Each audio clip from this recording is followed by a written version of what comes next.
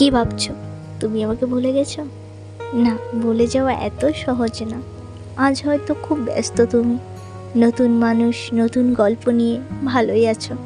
কিন্তু একটা সময় আসবে, হঠাৎ কোনো রাতে নিঃশব্দেই আমার কথা মনে পড়বে। মনে পড়বে কেউ একজন ছিল যে তোমার ছোট ছোট অভিমান বুঝতো, তোমার রাগের মাঝেও ভালোবাসা খুঁজে নিত।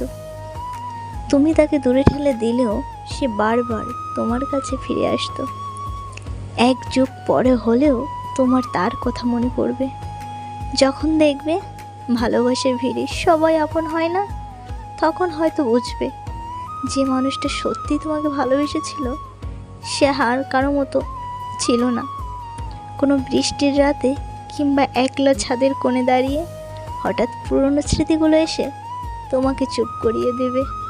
মনে পড়বে আমার সেই অপেক্ষার কথা, ঘন্টার পর ঘন্টা তোমার একটা মেসেজের জন্য বসে থাকা, তোমার কণ্ঠ শুনলে সব কষ্ট ভুলে যাওয়া।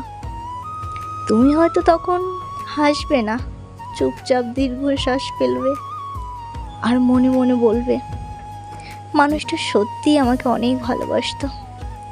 কিছু মানুষ দূরে চলে গেলেও তাদের ভালোবাসা কখনো দূরে যায় না। সময়ের সাথে সাথে শুধু তাদের গুরুত্বটা বুঝতে শেখা যায়।